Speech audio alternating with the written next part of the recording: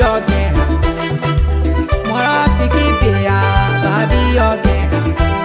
Kokoro saibea, babi again. Be again, basika umani. Be again, basika umani. Ibanga pa kuan dunia. Na ile sinambu benkono. Baru bibun tako doke bum. Ton bakara sako di behen para kutemi. Yada se ton kuro bukuro. Me baru se unusa kuro. Bango kare ton bakate so. Yaba kwe ma banene ke mati se si nan baru biru yisi uyara. Zamane ti baru biwano.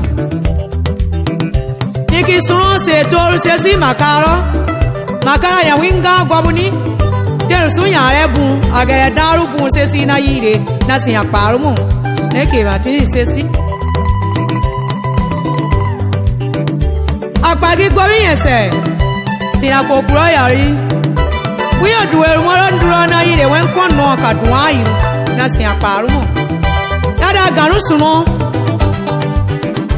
na siara yari kono boko domako sewura kuko domako yari na yire Daye okondro na ile wenkono kadwairu Boy suno siya tunku yari na ile wenkono kadwairu na siya parumo neke mati sesi na so na baye suno de ma yoka ata uko kenu gbeno kenu bumbi gbeno bunde wu na siya parumo wenkono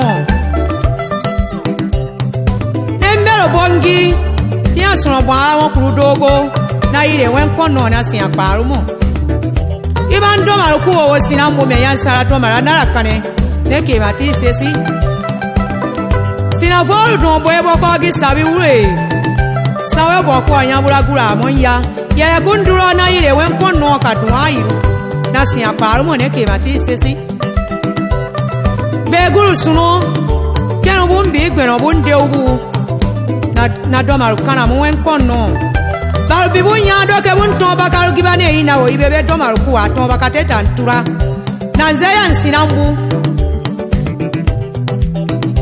Sandiro suno moro bunyara Yaziki suno saipasi Perogi afonto suubwero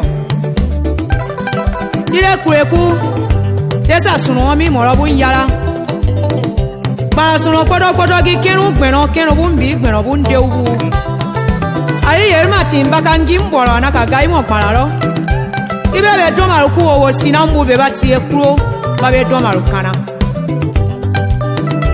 Iwa me baru birabiru ulo Te atengaru asiba sina ababusika bane ngweni wabaton babaru bite isi yara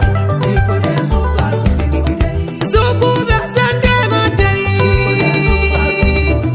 Nikude sude matei Nikude subebe sende matei No igbalum kawa uko tobra Mbaba na gimbia weso